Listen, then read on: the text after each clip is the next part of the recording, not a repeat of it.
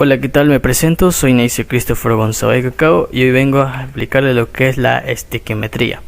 En sí vienen cinco temas que les iré explicando brevemente. Comenzamos con las dispersiones. Bueno, las dispersiones son una mezcla de homogéneas en la cual uno de los componentes puede estar en estado líquido, sólido o gaseoso, que vienen siendo parte de la fase disuelta, que viene con nombre de fase dispersante, que puede ser una sustancia sólida, líquida o gas que existen en nuestro alrededor. En sí existen muchos ejemplos de dispersiones. Uno de ellos es el polvo que flota a través del aire, o las bebidas carbonatadas, o también viene siendo el zumo de algunas frutas. Acá cae en disolución de gases de líquido, ya que el gas de líquido depende de la solubilidad y también pasa para alcanzar un equilibrio. Si se pudiera aumentar la presión del gas, la solubilidad de los gases depende también de la temperatura. Para eso debemos tener en cuenta la solubilidad y presión, aumento de la presión y por supuesto la temperatura.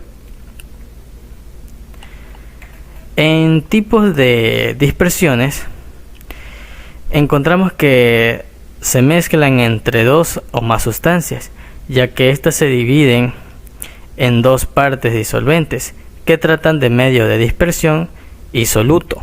En soluto son sustancias que se disuelven y según el tamaño de la partícula del soluto están las soluciones, coloides y suspensiones. En soluciones encontramos que son homogéneas, es decir, que tienen esa composición y las mismas propiedades de cada uno de sus puntos.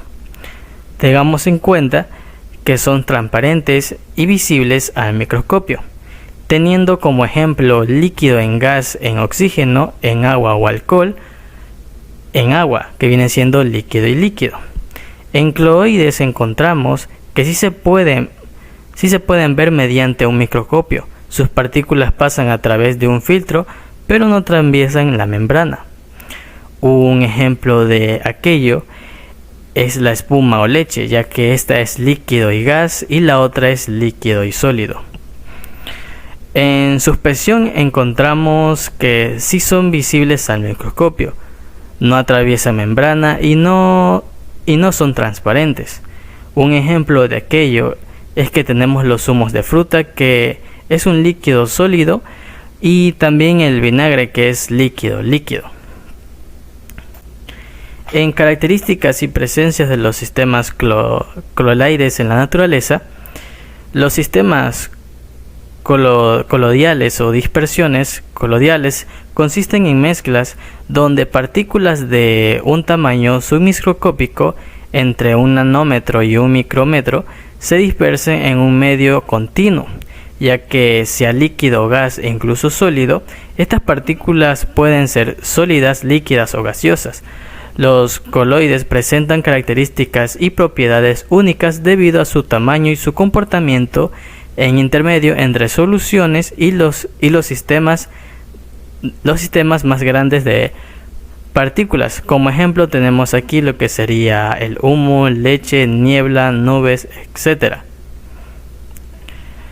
En disoluciones acuosas, una disolución acuosa es una mezcla homogénea en lo que es el soluto, generalmente es sólido, líquido y gas. Si se disuelve un solvente acuoso, es decir, en agua, el soluto de la sustancia que se disuelve y el solvente es el medio en el que ocurre la disolución, que en este caso es el agua. Como un claro ejemplo tenemos sal y agua y azúcar y agua. En procesos de disolución de distintas sustancias tenemos como dos ejemplos. Aquí tenemos las soluciones de gases en líquidos, como ejemplo el dióxido de carbono en agua, ya que en líquidos mediante un proceso de difusión donde la molécula de gas pertenece al líquido, que viene siendo solvente, en la interfaz entre los ambos. Aquí tenemos un ejemplo de etanol en agua.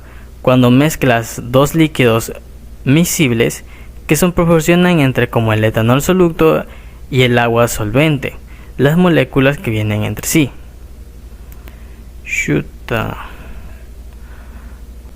Con esto culminamos lo que sería mi exposición. Muchas gracias por su atención.